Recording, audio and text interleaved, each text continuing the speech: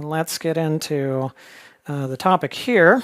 And since we are dealing with lifestyle centers and we're dealing with lifestyle guests, we're going to approach things from a health standpoint. That's the perspective that we're going to dive in. But we're going to cover aspects that deal with relationships and personal struggles and so on as well. We're just going to approach it from a health standpoint. And when it comes to health, it helps for us to be able to simplify things and understand things in a simple way, and yet in that simplicity, there are things that are so profound that you can continue, forever looking at something. Jesus told parables, and he used nature as the basis of his parables, and you can get some superficial understanding of that, but then when you dig, you find out it's deeper, and then you keep digging, and you find out there's more, and it just becomes more and more profound from that standpoint. So we're going to take simple nature, a tree, to represent the individual in a health context. Right? So when you walk up to a tree, what's the first thing that you notice about a tree?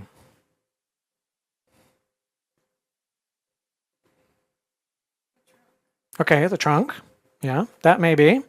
I was just down in Cuba, and there were a number of trees where the main thing that caught my attention was the trunk. It was huge.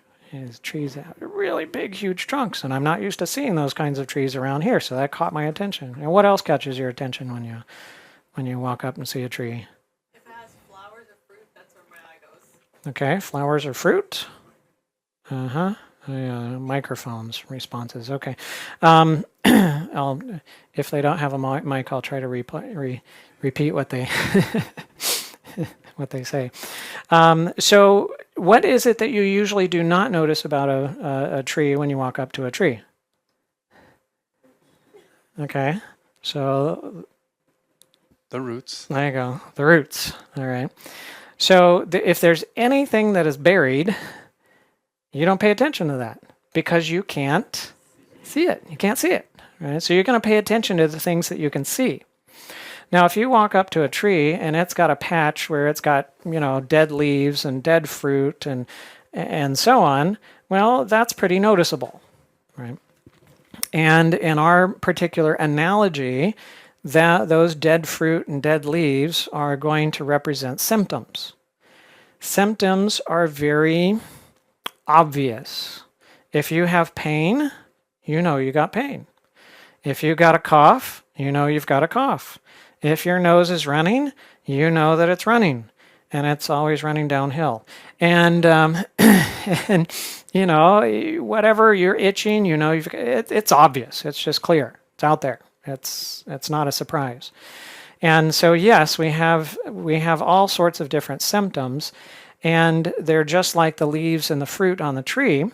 Now, if I have the tree and it's got a little section of bad leaves and bad fruit, and what I do in response to it is pluck off the bad leaves and the bad fruit, have I taken care of the problem?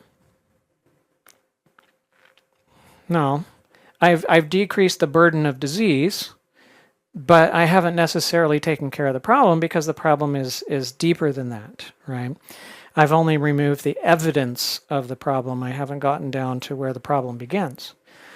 Now, in our society, we tend to deal with the problem of symptoms with medication. So that tends to be our way of dealing with things. There's a pill for every ill. That's true in the pharmacy. That's also true in the health food store. There's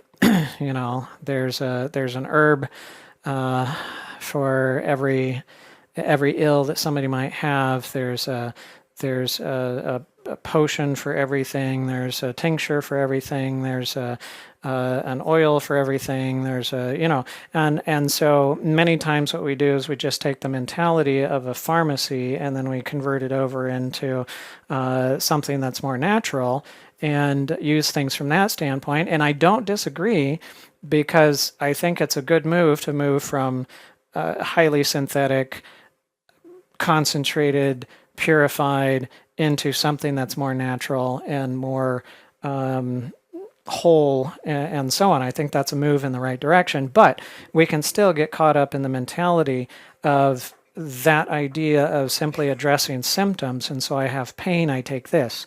I've got itching, I take that. I've got a cough, I take that, and so on. Right?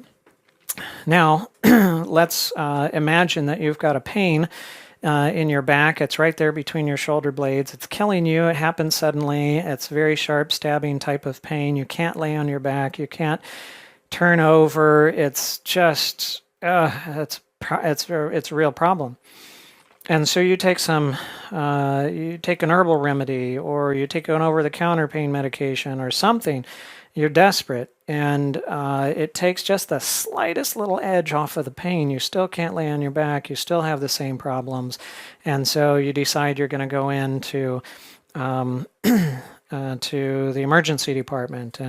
And so you go into the ER, and they happen to have a multi-car pileup that happened because of the snow and the ice, and they're dealing with traumas all over the place, and your measly little back pain is not high on their list of trauma, and because you walked in and other people are not walking in, and you're not necessarily bleeding all over the place, and they're bleeding all over the place. And so maybe they have a nurse practitioner or a PA that they assign to the waiting room to try to get rid of as many people as possible. You've got a back pain. Okay, here you go. Here's a prescription for a medication. Go take this, get it filled at the pharmacy, and then see your primary care doctor later. And so you do, and you go to the pharmacy, and you get it, and you take it, and it takes a little bit more of the edge off, but you still can't sleep. You still can't lay on your back. And you finally go, a couple days later, you get to go to your doctor's office, and you get an appointment, and they actually do an exam and find out there's a reason you have back pain.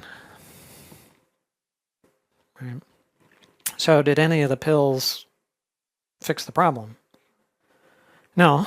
They didn't fix the problem. They might have helped a little bit with, how you felt, but they didn't really fix the problem because, those words that you said to your spouse weren't taken very well, and something happened in return while you weren't looking, and and so the pill doesn't take care of the knife in the back. So any treatment. Again, whether it's a medication, an herb, surgery, hydrotherapy, I don't care, whatever the treatment is. Any treatment that treats the symptoms, but not the cause, will never be able to remove the cause, right? So it's never really going to be able to fix the problem. And so that's something that we need to consider. Now, symptoms are not the problem. It's only the sign that there's a problem that's there. It's like the fire alarm. A fire alarm is not a problem. But when the fire alarm's going off, it lets you know there's a problem, right? So, but the problem is not the fire alarm that's going off, even though that might be your initial problem, is the fire alarm going off because that woke you up and you're not able to sleep like you wanted to sleep. But really, that's not the problem. What's the problem?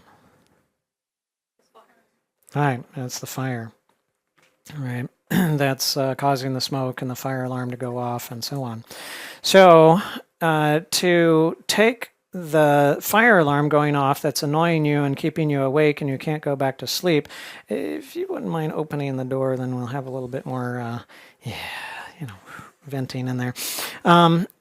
So if your response to the fire alarm going off is to put a pillow over the fire alarm so it's not so loud and not so annoying, and then you get tired of holding it up, so you get some duct tape and you tape it down to the wall so that you can go back to sleep and whatever. Well, if you burn up in the house, whose fault is it? Well, it's yours, because there was something to alert you that something was wrong, but all you did was take away the thing that was alerting you of the problem. You didn't take away the problem itself. So it would not be a wise thing to simply disarm the fire alarm. You want to go look for the problem and take care of the problem itself. Now, so what you don't want to do is you don't want to just deal with the symptoms, pluck off the bad fruit and the bad leaves. You want to get deeper than that because the fruit and the leaves grow off the branches, and the branches represent our behaviors. So, I started in conventional medicine, and conventional medicine is very much about symptom care. And then I transferred to lifestyle medicine and working in a lifestyle center. And so then working in a lifestyle center, well, now we're about behaviors. That's what lifestyle is. It's behaviors. So now we're starting to get deeper. We're getting down to the branches. If you've got a tree that's got bad fruit and bad leaves, does it help to trim the branches? Yeah, it decreases the disease burden. Does it fix the problem? No, no. So it does help, but it doesn't fix the problem, right? And so behaviors are simple things like breathing and drinking and eating and sunbathing and bathing and whatever. There's all sorts of simple behaviors that individuals can have. And now, if you have a good branch, that's going to support good fruit and good leaves. If you've got a bad branch, then that's going to support bad fruit and bad leaves. And so if you see the bad fruit and bad leaves, you can expect that there's a bad branch associated with it, right?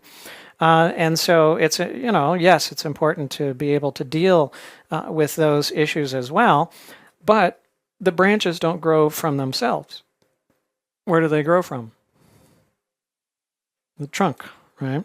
And the trunk represents our needs. Right? So we need oxygen, we need water, we need food, we need these various different things, right? We need sunlight and so on. And everything that you need comes from where? Outside of you. That's right. So nothing that you need comes from inside of you, it comes from outside of you. It always comes from outside of you. And if it remains outside of you but close to you, are you going to live or die? You're going to die. It doesn't matter how close to you it is, but outside of you, you're still going to die. So if that oxygen that you need stays at your nose, you're going to die. The only way that you're going to live is if you bring it in and it becomes a part of you. Right? Only then can you live by the things that you need. So, and if that water stays at your lips, well, you're going to die. The only way that you're going to live is if you bring it in and it becomes a part of you. Right? So it's true with everything that we need. The needs must be brought into us in order for us to live. And the purpose of the behaviors is to bring in what we need. You breathe because you need oxygen. You drink because you need water. You eat because you need food, and so on, right? So the behaviors are there in order to supply what you need. And what you need, it's not the responsibility of the thing that you need to get into you. It's your responsibility to bring it in. So it's not the responsibility of oxygen to blow into you. It's your responsibility to breathe. And it's not water's responsibility to squirt down your throat. It's your responsibility to drink. And it's not the food's responsibility to walk its way down your throat. We hope not. You've got to eat. Okay? So it's your own responsibility to bring in what you need so that you can have it inside of you. It becomes a part of you and you can live by it. So everything first takes what it needs and brings it in, but it then gives away, and what it gives away ministers to others. So how big would you be if you kept every bite of food, every drink of water, and every breath of air that you ever breathed and drank and ate?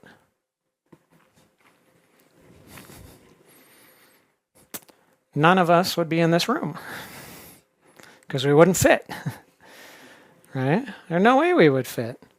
Yeah, but every one of us, all of us have fit in this room. Why? Because we have kept just a little bit of what we have taken in, and everything else we passed along. And even of the little bit that we have kept, even that we're going to give. Right? Because from dust thou art, and to dust thou shalt return. Right? And something benefits from what you give away. You don't necessarily benefit from what you give away. Something else benefits from what you give away. Right? There is nothing that you get rid of that you survive on, right? There's nothing that you get rid of that you survive on. You cannot survive on urine. You cannot survive on stool. You cannot survive on sweat. You cannot survive on your exhaled carbon dioxide. You cannot survive on anything that you get rid of, but other things do. Other things do. Lots of other things do. Right? So what you get rid of benefits something else. It's not for you. But what you take in benefits you. Right? It benefits you. So, can you change what you need? No. You can't someday decide, oh, I don't need food anymore, or I don't need oxygen anymore, or I don't need water anymore, or I don't need whatever anymore. You can come to that conclusion, but the results will convince you that you were wrong, because you will die, right? And it will get uncomfortable along the way. Now, what is it that does not change? It's your needs. What is it that does change? Your behaviors, right? So, if your needs do not change, but your behaviors change, the only way that that works out well is if the behaviors change in the direction of meeting your needs. Right? And so that's really the thing about behavioral change. That's the thing about lifestyle programs and things like that, is to help change behavior so that by the behaviors we then supply what we need. So if your behaviors match your needs, you will supply what you need and you'll end up with good fruit and good leaves. If your behaviors do not match what you need, then you're going to end up with bad fruit and bad leaves. Right. Now, where does the trunk grow from? From the roots. All right. Now is when you get underground, where you don't see the stuff very clearly and very plain, and that represents the beliefs. Right. We have certain beliefs that we have. Now, you don't necessarily know what an individual believes. You got to dig. You got to ask questions. You got to talk with them. You got to have conversations. You have to investigate, and by their answers, you start to get an idea of what they believe. Right? Now, there's another way that you can understand what an individual believes, and what is that?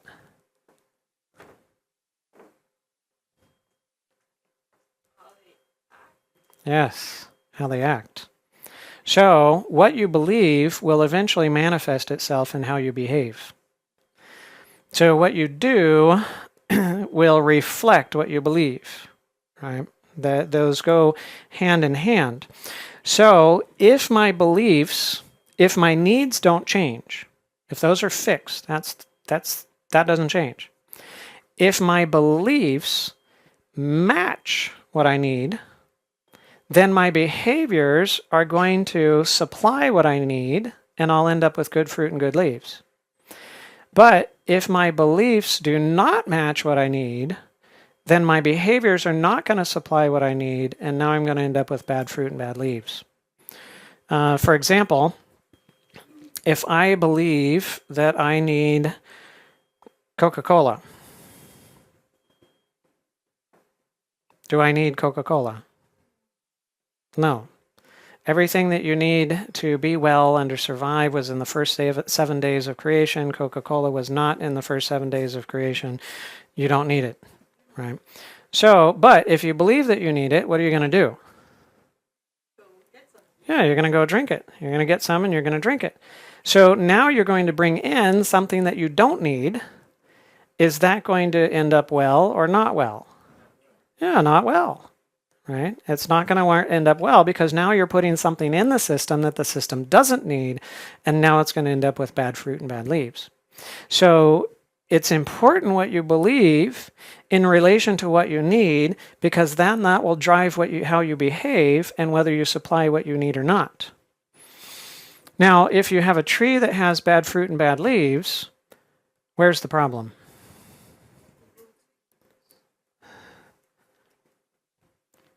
It's in the soil. The problem's in the soil because you don't usually do anything to the roots unless you have a potted plant and it's been there too long and it's root bound, and you kind of rip some of the roots out so that they're not growing into each other and so on. That's about the only thing I know of where you actually do something with roots. You fix the soil. The soil represents our sources. And if your source has too little of what you need, then that's going to be a problem. Unlike right now outside, if we were in a drought, there might be a little water, but not enough water, and then the trees start shriveling up and having bad places and, becoming diseased and so on because now they're stressed out because they're dehydrated. They don't have what they need because their source has too little of what they need. Or around now, if it lasted for a bit longer, then there's too much. The ground is just super saturated and all there is water. And then, no, that's too much for those particular types of trees because they're not a lot of cedar. No, not cedar. The one that grows in the water. Cypress.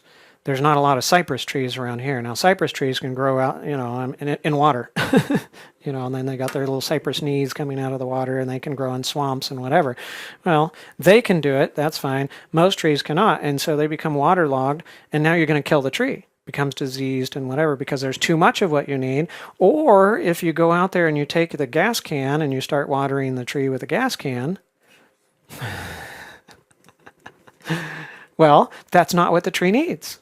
So if your source has too little of what you need, if it has too much of what you need, if it has the wrong stuff, well, you might have the right beliefs in relation to your needs. Yes, I know that I need so much water per day, but the water that I'm drinking is poisoned. It's polluted, well, you can be drinking the right amount of water, but you get pollution along with it. Now you're providing the wrong stuff. You're going to end up with bad fruit and bad leaves. So in order for you to have good fruit and good leaves, you have to have a good source that has what you need. You need to have beliefs that match with your needs. Then your behaviors can take from that source what you need and supply it, and then you can end up with good fruit and good leaves. Right? So all of those factors need to be in place for an individual to be well and to experience health and healing. All of that needs to be in there in place.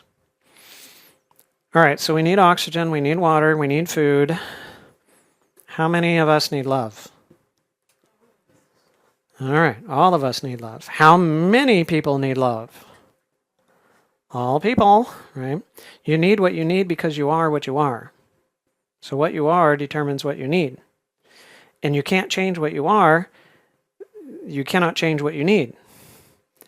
Let me repeat that in today's society. You cannot change what you are. So therefore, you cannot change what you need. And the lack of your needs the fact that your needs cannot change shows that you cannot change what you are. Now, so we need love. And just like the other needs, we need love because of what we are. Now, everything that we need comes from where? Outside of us. So where does the love come from that we need? From outside of us. Right? And everything that we need, no matter how close it is, if it remains outside of us, we die. Right? So if the love is close, but it remains outside of us, what will happen? We're going to die. Now, whose responsibility is it to bring in what you need? It's your own responsibility, right? Nobody else's. So you need oxygen, so you breathe. You need water, so you drink. You need food, so you eat. You need love, so you... Okay. All right. So, yes, you need love.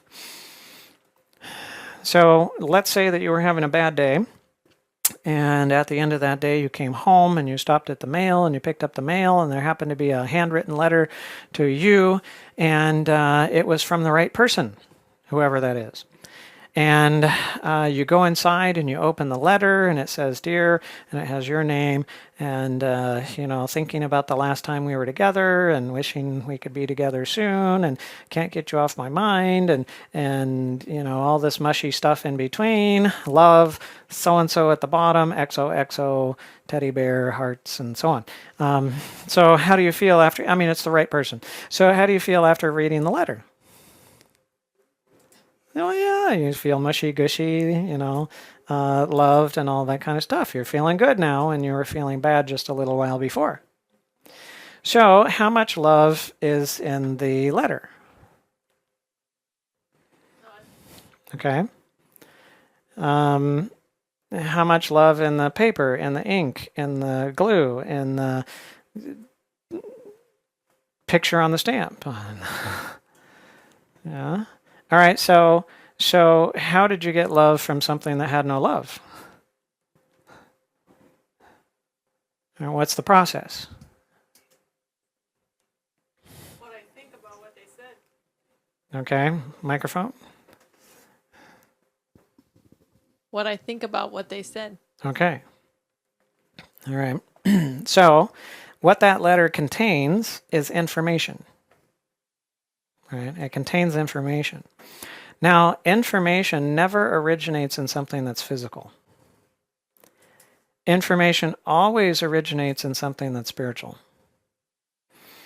But information can be contained in, stored by, transmitted by that which is physical. And you can see that with computers. Computers will take information and they can take that information, they can write that information into a physical hard drive. It can store that information, it can retrieve that information. That information can be transferred via electrical signals or whatever along cables or radio waves or other frequency waves and so on. And that information can be transmitted, stored, collected and so on from a physical source, but it always has a spiritual origin. So the individual who wrote that letter is not just physical. They're also spiritual. And from the spiritual side of that individual, the information came. And that information, through the physical mechanisms of neurons and muscles and tendons and so on, they then used a pen to put scribbles and on a paper.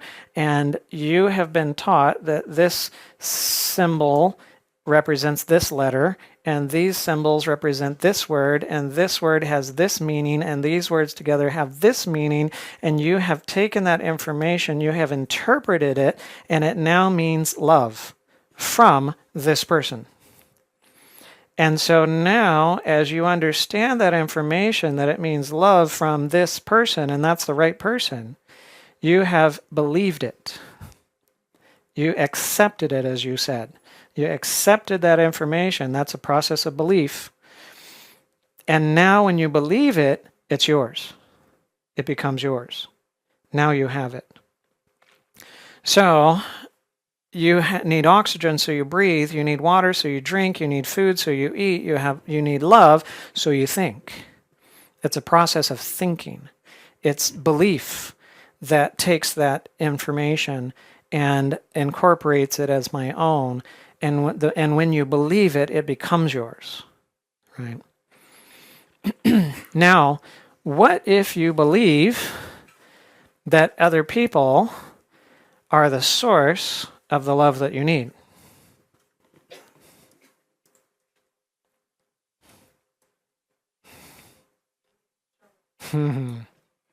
Okay, you get into trouble. All right, yes, we get into trouble. Why do we get into trouble? Yeah, it's always disappointing. Yep, that's always disappointing. You will always be disappointed. Why? Because nothing that needs what you need can supply what you need. Okay. Nothing that needs what you need can supply what you need, because it needs it too. And so nothing that needs something can be the source of what it needs. So another person needs what they need because they're a person. You need what you need because you're a person. And so hence you as a person can never be the source of what another person needs, and another person can never be the source of what you need. But as long as I believe that other people can be the source of what I need, I'm going to plant my roots in their soil.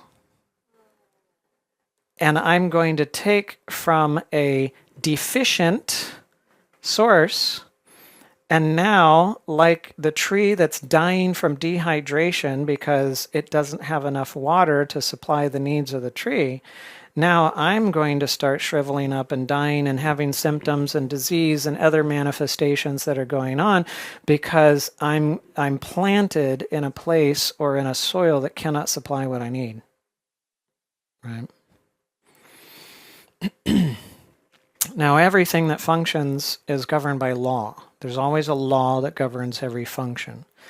And all laws that govern function are unchangeable.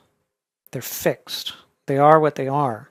We can learn about them, we can study them, we can understand them, we can come and derive mathematical equations to describe those laws, we can experiment with them. Because they're unchangeable, there's predictability and so on. It's beautiful, it's wonderful. Right? It's great to have unchangeable laws because, it's not like you're going to walk outside, step off the step and because gravity all of a sudden is in that direction instead of down. It's not going to happen. And so, praise the Lord, it's unchangeable. And proper function is only maintained by remaining within the law, and dysfunction is the result of going outside of the law. Right? So function inside the law, dysfunction outside of the law. And when we talk about law, there is the fundamental law of all nature. And again, it has two parts. One, that nothing exists or functions from itself. That means everything has needs.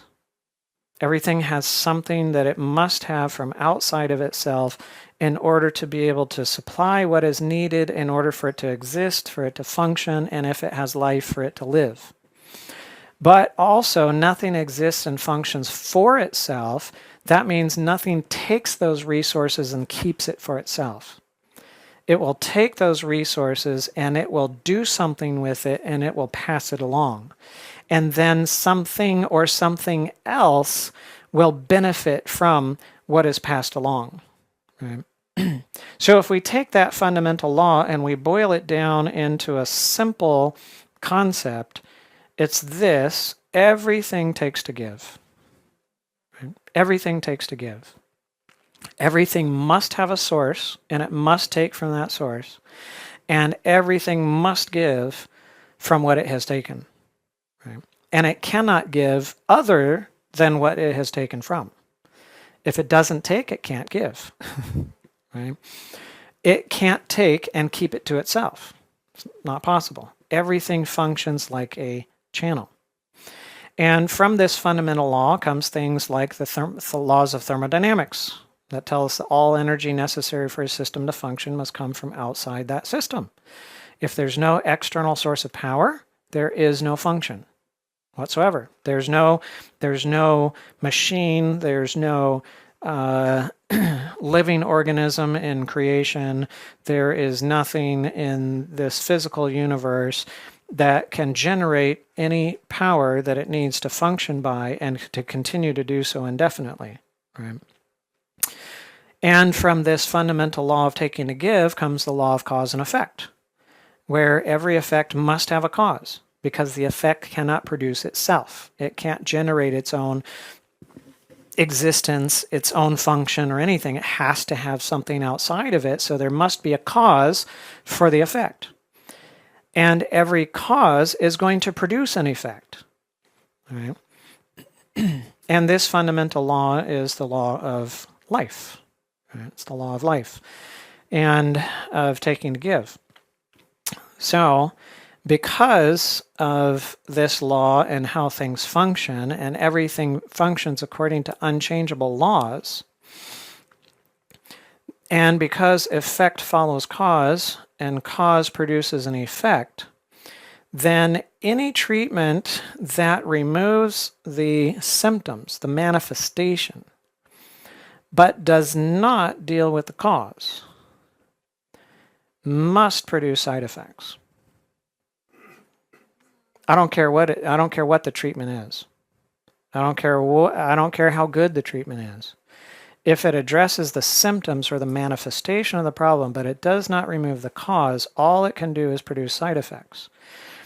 Because it might take away the current manifestation of the problem.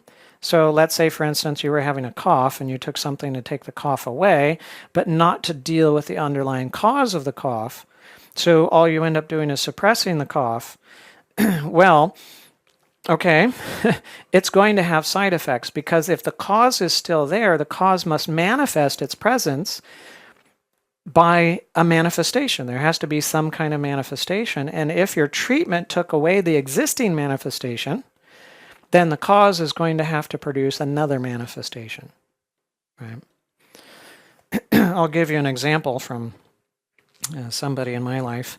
There's a certain individual that I'm related to, and they were, they're getting older, and their heart valve and the aortic valve coming out of the left side of the heart and then going up to the, supplying blood to the rest of the body, that valve was getting a bit narrower and narrower over time because of calcium deposits and so on.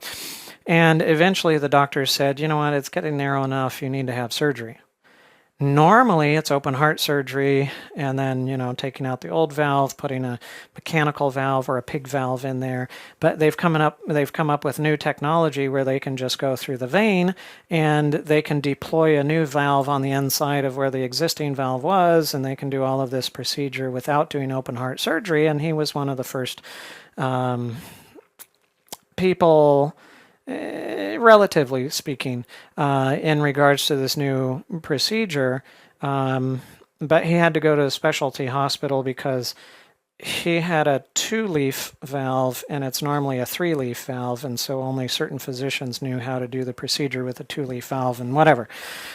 So he goes and he has this procedure. And so he gets a new valve.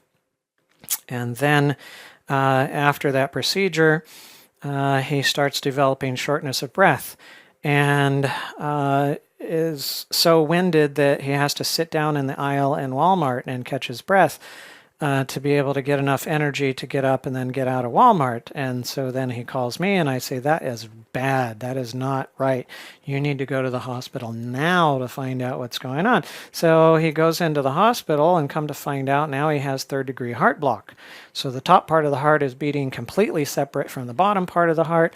There's no electrical communication between the two at this point. And so then he has to get a pacemaker. So he has a pacemaker that's put in order to coordinate the electrical activity of everything that's going on. And then after that, he develops a hernia. And then he needs to get the hernia fixed. And when they get the hernia fixed, then he has a urinary outlet obstruction. And so they have to put a catheter in order for him to be able to get urine out. And, and it's like one thing after another after another.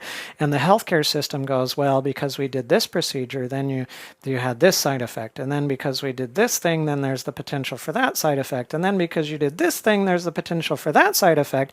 And I look at it and I go, there's a cause, and none of it addressed the cause. And so when you monkeyed with this effect, but the cause was still there, well, then it had to produce another effect. And then when you dealt with that, but the cause was still there, it had to produce another effect. And when you dealt with that, but the cause was still there, then it had to produce another effect. And you just go chasing effect after effect after effect, because the law of cause and effect, right? And this fundamental law. Right?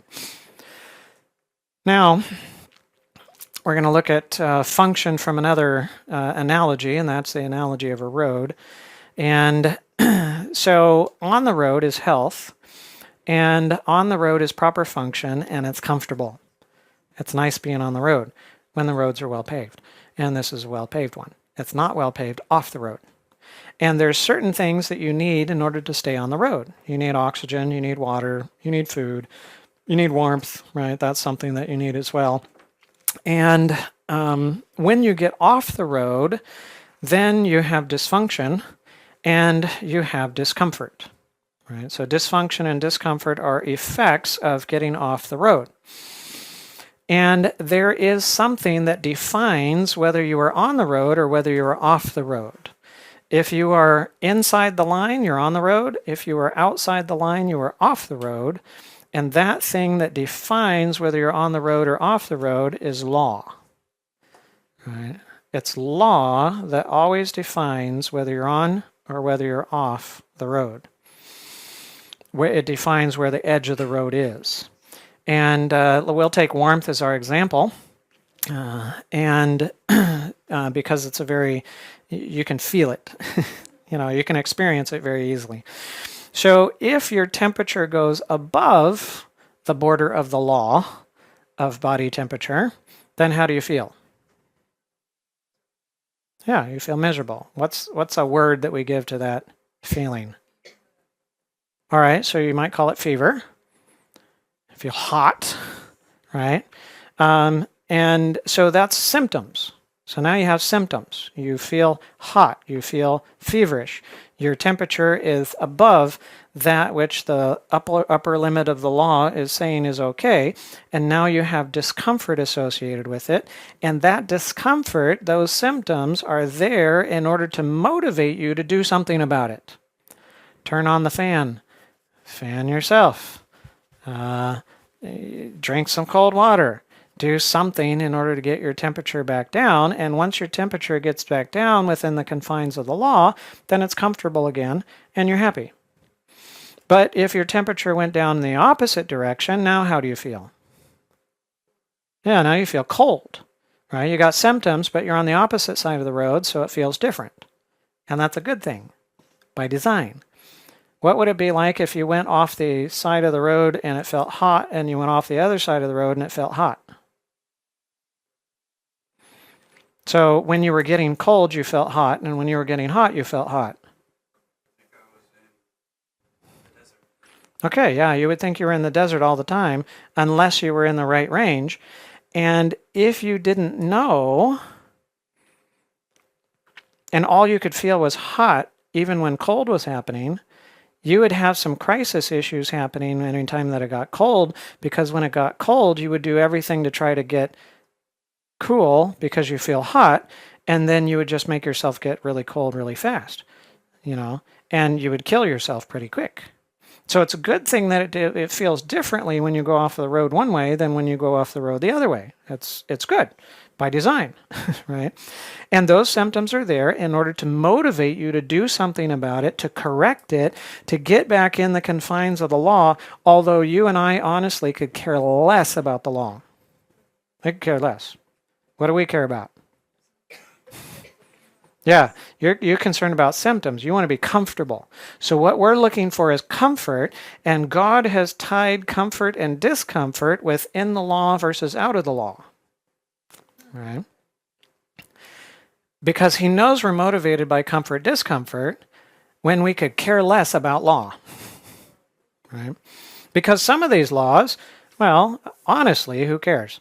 Like, what's the level of your blood sodium? There's a law that governs that.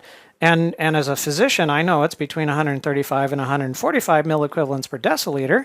But for most people in the world, who cares?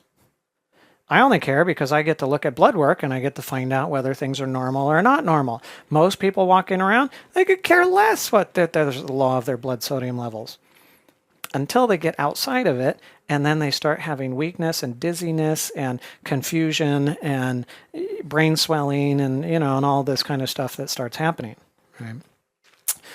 Now, the symptoms are the rumble strips on the side of the road. I hate driving on rumble strips. I do not like it when you get into a construction zone and it forces you over so that you're having to run on the rumble strips. And I will almost take the mirror off of the car on the concrete side, just so I don't have to be on the rumble strips. But the rumble strips are there in order to protect you, so that when you're going off the road, or when you're going across the middle line, or whatever it is. And I'm grateful for it because I'm alive because of rumble strips. Because they do their job. And I woke up on the rumble strips. right? After falling asleep behind the wheel, after being on my trauma surgery rotation for 36 hours with about 6 hours of sleep in between, and yada yada yada. It wasn't but 3 minutes on the highway, and I was asleep. And I woke up on the rumble strips, and I was coming to the overpass with the concrete pylons over there, and I had already crossed 2 lanes of traffic by the time I woke up on the rumble strips. I'm glad there are rumble strips, but I hate rumble strips. Right? Now, if you don't just stop at symptoms, where do you end up? Well, you're going to get to disease, right? So dysfunction is going to, the farther you get off the road, the more discomfort you have and the more dysfunction that you have. And so not only does it feel bad, now it is bad. Now you have heat exhaustion, heat stroke, you're dehydrating, things are not working well, proteins are starting to denature. It's really bad, and now you need to really do something about it in order to get back into the normal range. And indeed, symptoms can get so bad that somebody who normally would not accept any help or ask for help will finally concede to getting help. I have a friend that he was working in the military as a physician, and he was stationed in the southeast. And in the southeast, sometimes temperatures get pretty high, above body temperature, and sometimes the humidity is pretty high. And when you have high temperatures and you have high humidity, and then you take soldiers out with full fatigues and a 50-pound pack and you hike them and whatever, well, sweating doesn't even help you because you can't dehydrate because there's so much moisture in the air. And so the body temperatures can start rising, and then you get soldiers that just fall out of line. And you can measure their temperatures, and they can be 107, 108, 109, sometimes 110 degrees. And now they're out. Well, you got to do something about it right away. So they've got a place, a center where they can rush those soldiers to, and it has some nice implements of cooling somebody down, including a big bathtub with ice and water, and also a couple of IVs with chilled fluid, and a rectal probe to monitor, core body temperature. And so they strip them down, stick a probe in, drop them in the ice water, start the IV fluids, and cool them down quickly. Now, a normal soldier would not submit to that kind of treatment on a normal basis. But when you get far enough off the road, you're willing for anything to happen in order for you to get back comfortable again, and to continue to function and live. And in the opposite direction, there's frostbite, there's chilblains, it's very painful, it's very damaging. You really need to do something about it right now, or else things are going to get really bad. That's by design, and that's okay. That's fine. Now, when we take that design and we throw into it chronic symptom care. So let's say that somebody has pain, and they have pain over a long period of time. And now, how do we treat symptoms in America? Drugs. So we got pain medication. So we take this road with the law that defines where the edge of the road is, and now we're going to add pain medication to it. What happened to the road? Apparently. So here's before the medication, here's after the medication. Oh, okay, so it's wider. It's not actually wider, but it looks wider. Because the law is still defining where, the law doesn't change, right? But it appears that the road gets wider, and the bigger the pill, the stronger the pill, the wider the road appears to be, right? So now, what happens to all my feedback mechanisms? Yeah. So now the rumble strips get moved farther and farther off the road, so I can start driving off the road thinking that I'm still on the road, and I don't have a motivation to get myself back on the road because I think I am on the road when I'm off the road. So that's the danger of chronic symptom care, is it takes away the motivation to do something about the cause because I don't feel the symptoms that I need to feel because I'm outside of the law, right? So it's dangerous from that standpoint. Now, I mean, I'm glad that there's pain medication. I'm glad that there's anesthesia. I'm glad, I'm glad that there are these things that are there. And what can be useful in short term can be horrible in long term. Right? Now, if I don't stop at symptoms and disease, where am I going to get to? Yep, I'm going to get to death on either side. Right? I'm going to go there. And somewhere between disease and death, there's this gray zone called the point of no return. You're still alive, but you're not getting back. Outside of a miracle of God, you're not getting back. And I've seen that a number of times working in the emergency department. I've dealt with people, they're still alive, but I know they're not coming back. And that can be the case. And then, of course, you can have a combination. If you are well oxygenated, if you are well hydrated, if you are well nourished, and your temperature deviates, you can handle it better than if you are not only feverish, but now you're malnourished, you're dehydrated, you're poorly oxygenated, and so on. So every hit will combine with another hit to make it so that you can't go as far in this area from the law before you hit disease and death. Right? So they kind of combine with each other. Now, you need oxygen, you need water, you need food, you need warmth, you need love. So just like we need those other physical things, we need love. And is it possible that there's a law that governs the function of love? And if we're outside of that law, we can experience symptoms, disease, and even death. Maybe? We have to. Yes. Yes. Yeah. Yeah, that's right. That's a law. It doesn't change. So health is proper function, which is the effect of staying within the law. And disease is dysfunction, which is the effect of going outside of the law. And symptoms and disease are like the fire alarm and the rumble strips. They're good. They're good. Yes, disease is a good thing. Right? It's not good that it's there. But the purpose of it is a good purpose. It's to let us know something is wrong. If we go to our favorite passage about disease in Ministry of Healing, page 127, disease is an effort of nature to free the system. Is that a good thing or a bad thing? Good thing. Disease is on the good side of the issue. From conditions that result from a violation of the law.